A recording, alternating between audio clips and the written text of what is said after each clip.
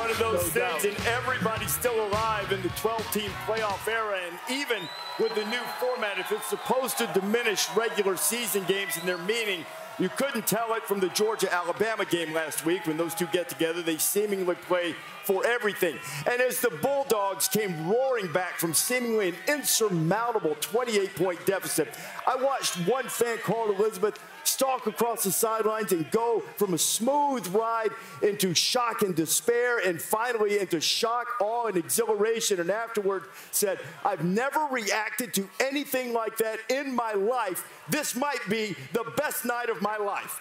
Best or worst depends on your perspective, but the Tide and the Dogs always have license to thrill. It is us. Here we go. This is the rivalry that has decided championships. Nobody said it's going to be easy. Touchdown! Unbelievable start.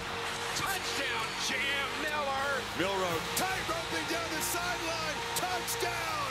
Nobody in this big house, even Kalen DeBoer, would have imagined a start like this. That's the intensity we've had for 2 quarters. In the second half, we got to win more moments than them. Touchdown, Georgia, very much alive. Back, throws it down the middle. Touchdown, Bell, and the Dogs have the lead. So here comes Jalen Milroe. Deep downfield, looking for Williams. 75 yards for the 17-year-old. Final minute of regulation. Intercepted. Brown, the freshman, makes a game-saving play. Alabama, 41. Georgia, 34.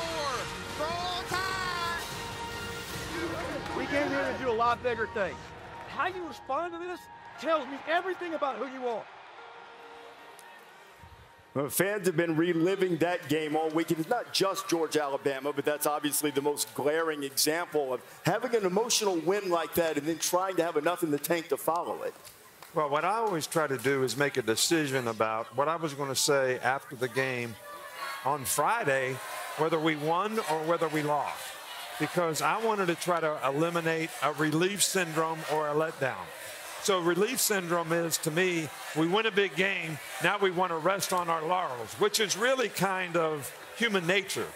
So you wanted to try to have a 24-hour rule where you put that game behind you and you can refocus on the next game so your performance doesn't, go downhill, because you lose your edge, your performance dissipates rapidly, and that's what you want to try to eliminate in the season, is having ups and downs. So I'm looking at Kalen DeBoer this week. Bye week, got Vandy coming up.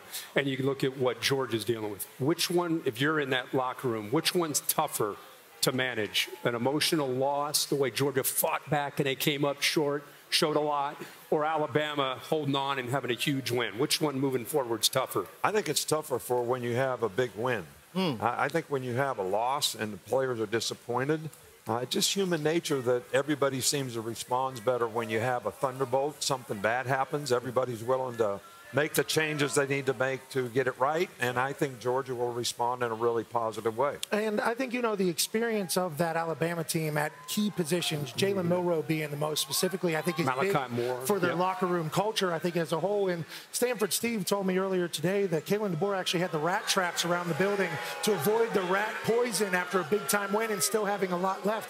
I think my favorite speech that I've seen or heard Kirby Smart give was after that Alabama game, because he knows that team still has everything in front of him, and he said how proud he was. And, I think I've heard you say this. Bill Belichick has said this. Whenever you win, that's when you got to really kind of be hard on a team. When you lose, you got to love them up. I think we're learning a lot about both of them, but this week is big in the aftermath of the Mega Bowl that happened in the SEC. We will learn a lot about both of them. And when you talk about losing a big game, it takes me back to when I was with the Packers in Green Bay. We could not get past the Cowboys, right? We played them on a Monday night on the road. It was a hard-fought game, but they won. And I remember that must have been Wednesday when we met. We had a players-only meeting, and that's when guys like Reggie White, they stood up. And what they did is they focused on the positives. Because it was a hard-fought game, we knew that we were on the same level with them. We just couldn't make any more mistakes. Once we started to focus on the positives, the things that we did well and eliminated those mistakes, we were able to go on and have a fantastic season. See, I think that's what is key. We've watched so many big games, and you just brought up Reggie White. I mean, that's an example of a player-led team. Absolutely. And you just touched on guys like in that locker room who can help in that way. To me, that's what Jalen Milroe, Malachi Moore have to do over in the Tuscaloosa side of things. You find out Kirby Smart can only say so much. Someone in that locker room, with his great teams, after a tough loss, they had a guy that would just, coaches are out of here. This is our team.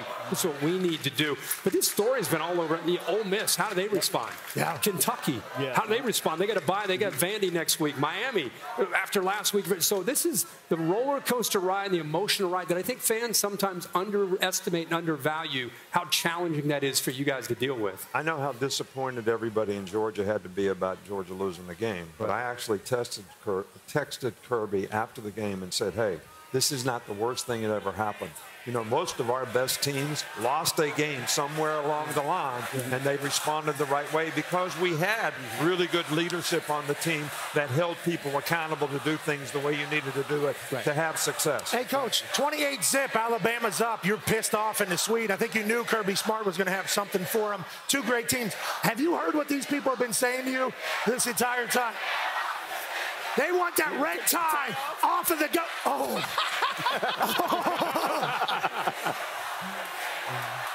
Oh! Are you serious? He's taking it a step. He's taking it down. This place is going. Hold on. Hey, we're going to test his top. Oh, my God.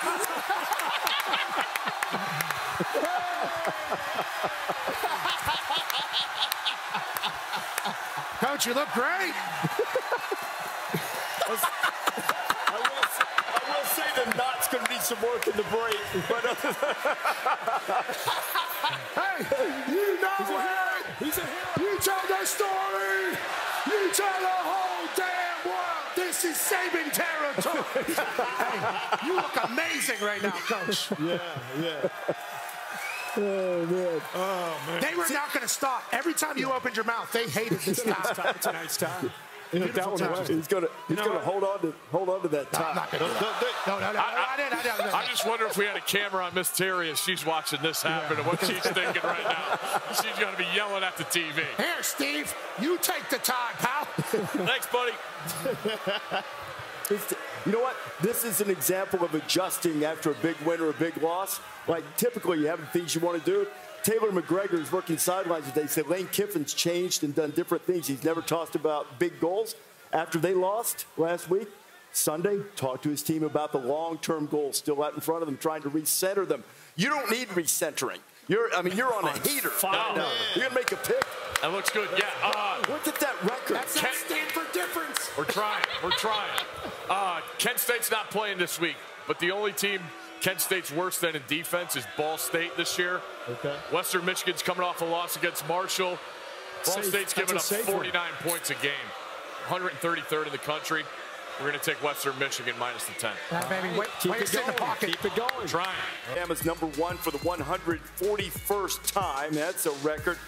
I guess other than that 0-60 record against top 5 opponents, old Vandy's got them right where they want them right now, don't they? I mean, if you look at this, and Alabama's trying to come back, and Vanderbilt trying to spoil things. Yeah, I mean, and this is a tough game for Alabama. And I know that the thought around the SEC is that Vandy is kind of a gimme or whatever. They have not been this year. Obviously, they beat Virginia Tech, who starts out very incredibly tough. They take Mizzou to double overtime. They just beat the hell out of a team. I mean, this is a little bit of a different Vandy team. Could be a little stingy. But whenever you think about this Alabama-Vandy game, it's hard not to get excited about watching Jalen Milroe, Kalen DeBoer, and that Alabama team do their thing. Des, that offense is electrifying. Yeah. Explosive play after explosive play after explosive play. If Vandy wants to stay in this, they got to cut that out somehow, even though that's what Alabama lives by. Tell you what, we got a chance to do pregame and halftime.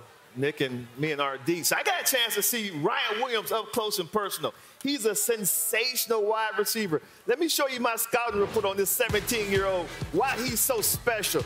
Now listen, Ryan has incredible ball skills, ridiculous body control, and he has suddenness too. Let me tell you exactly what I'm talking about. Now right here, he's going to run a skinny post. He's doing it against Malachi Starks, Georgia's best defensive player. He runs it perfectly, steps on his heels, snaps it off. He's open right now, but hey, Malachi is the first-team All-American. He recovers, but look at the concentration.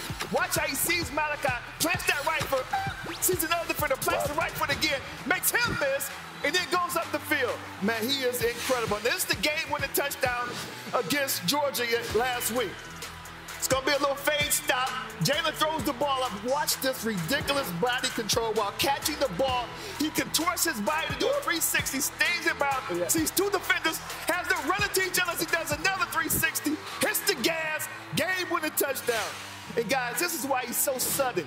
A little hitch route, 6 to 7 yards, stop, throw the ball, catch it, boom. Catches the ball, boom. He's sudden. Pops the clutch.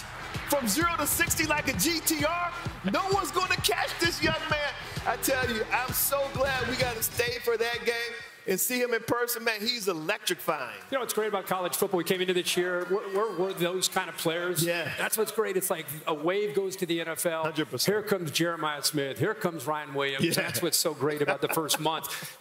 Nick beat these guys the last 3 times, 148-3. Wow. And they just came off that emotional win. And this is not the same Vandy as Pat just talked about. It is a challenge for them. And this quarterback, as we've watched all year, Diego Pavia, he's a difficult guy to prepare for. So this is a challenge for Alabama this week. I think 2 things Alabama has to be concerned about. First of all, Vanderbilt runs a lot of option-style football, which, amazingly enough, players don't get to play much against that style of football, so it's a really difficult preparation.